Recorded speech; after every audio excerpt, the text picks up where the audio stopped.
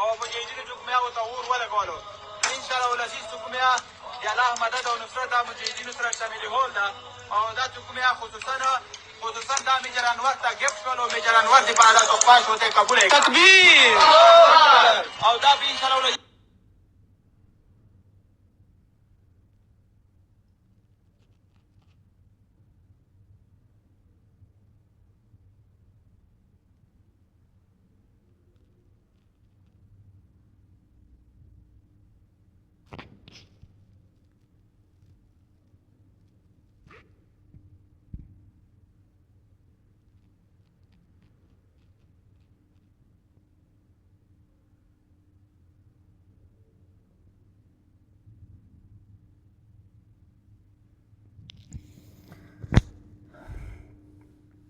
ملګر ویډیو خو تاسې ولله دا اوس تازه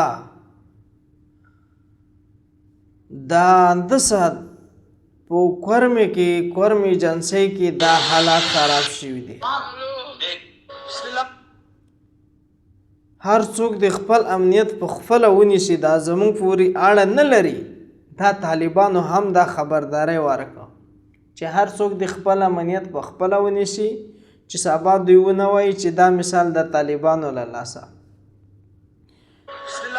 دا د اوس په کورمې او رګځای ایجنسۍ کې دا ویډیو تاسې ولیده په اورګځای ایجنسۍ کې ډېره سخته جګړه روانه ده خو بدبختانه چې هلته میډیا نشي تللی هلته څوک خبریالان نشي تللی او اغزې نه داسې پوسټ نشي کیدی ځکه چې طالبانو پوسټونه خو تاسې ته معلوم دي چې میډیا فیسبوک هم اجازه نه ورکوي نو بدبختانه زمونږ پښتانه چې د یوټیوب ډېر کم استعمالوو حالات ډېر سخت خراب دي په دې ټولو حالاتو به خبرې کوو خو هیله مې ده د ویډیو اخره پورې در سره وګورئ ځکه چې ویډیو تاسې لیدلې نه وي تاسې ته معلومات نه کېږي انشاءالله العزیز موږ به ستاسو دپاره هم بهترین معلومات درکوو او نوي اپډیټ به درکوو دا نه چې بس په خولې بسم الله الرحمن الرحیم نن به موږ په څلورو موضوعاتو خبرې کوو ټولو ناول د افغانستان امیر المؤمنین د کونړ په سیند باندې جوړول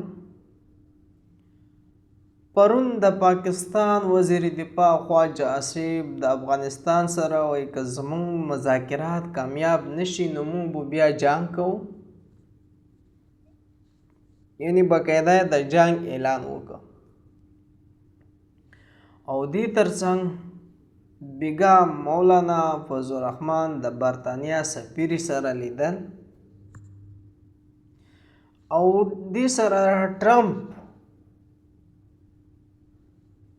دا بیان وکړ چې ماته د افغانستان د پاکستان د جنگ ډیره اسانه حل لاره ما سره شته یقینا دا ډیر د افسوس خبره ده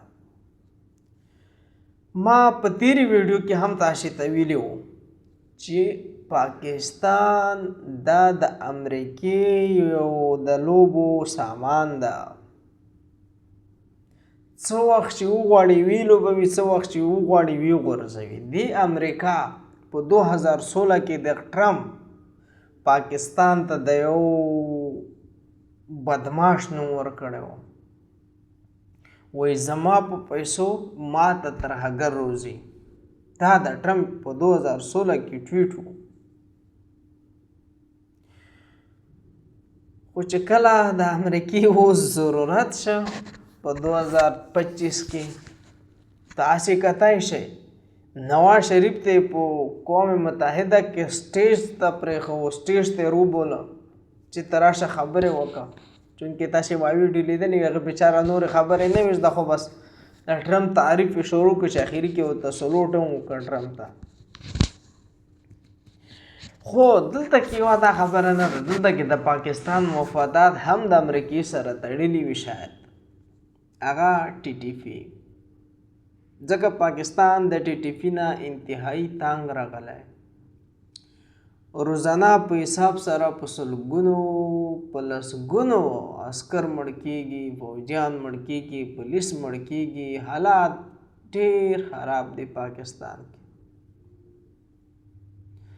کې که یو خواته مونږ وګورو په پاکستان کې د جنګ حالات ډیر خراب دي او دې سره دویم مهنګایي هم خپل اوج ته رسېدلې چې څوک نن سبا ټماټر نشي اخیستی په 500 کیلو روپۍ ټماټر ده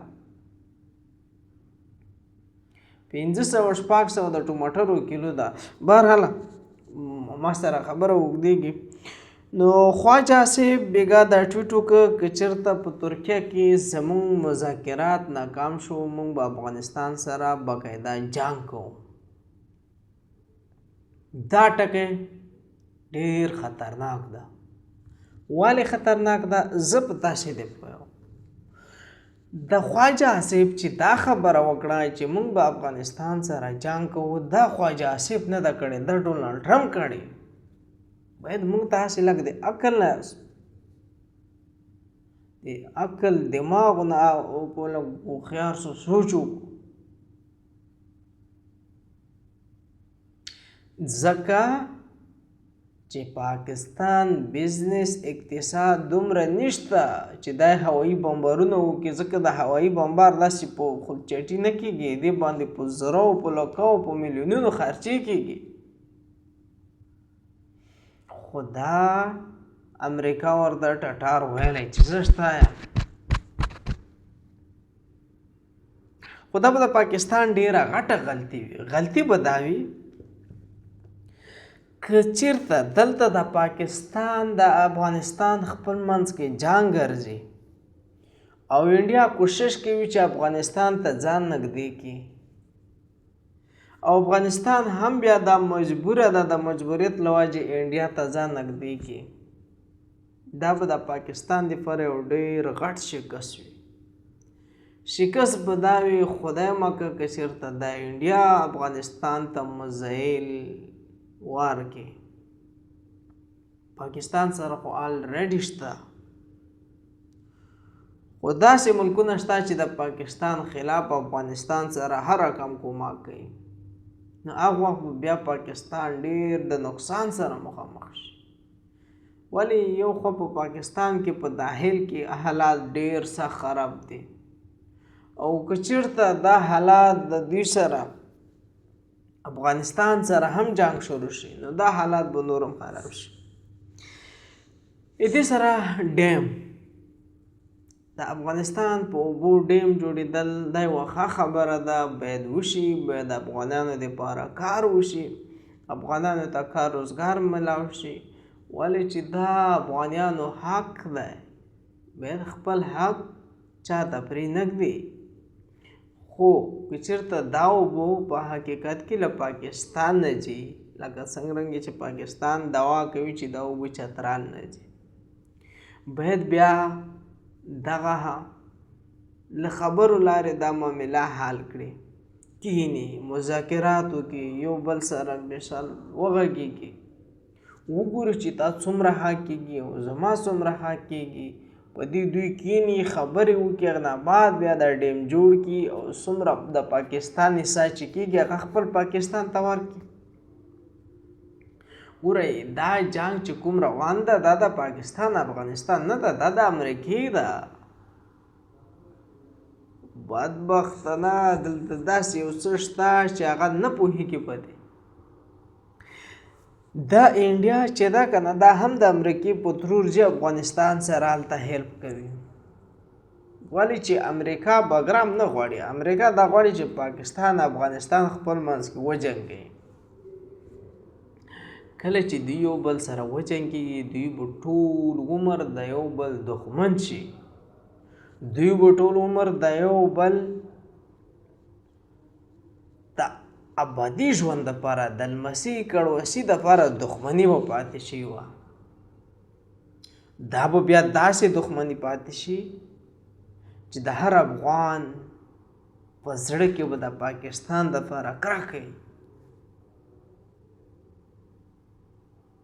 او امریکا غواړي دا،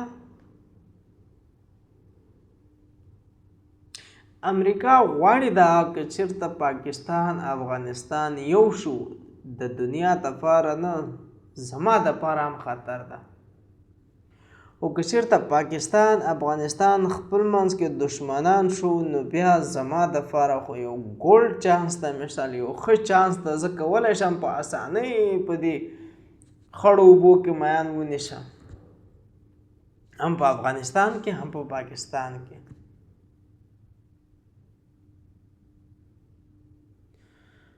خو پاکستان څه کارونه داسې کړي چې هغې سره د خپل عوام زړونه هم مات کړي. عوام هم ترنه خوشحاله نه ده، بیا خاص کر پښتانه. یو پښتانه نه دي، په پنجاب کې هم عوام خوشحاله نه ده د فوج نه. ولې چې هر څه دلته د فوج په کنټرول کې دي. برحال په قبایلو خو قسم قسم ظلمونه وشو، وحشتونه وشو، بمبارونه، کورونه ړنګېدل، اپریشن یې ضرب عضب، ضرب بدر، ضرب جنگ وشل، اپریشن یې وسوشل. د شلو اپریشنو به وجود وي، اوس هم پوه شئ دغه ترهګري چې ده دا موجوده ده، ولې نه ختمېږي؟ دغه چې کې انسان ته لږ څه سوچ فکر پیدا شي چې دا ترهګري ولې نه ورکېږي په کورمې کې.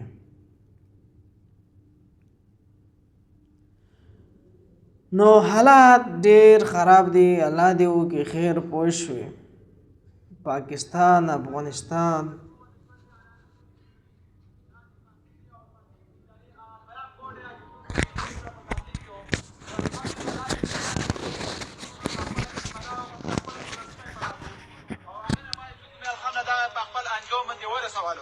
او مجاهدینو چې کوم هغو ته اور ولګولو، انشاءالله ولسي چې کوم د الله مدد او نصرت دا مجاهدینو سره شاملول ده.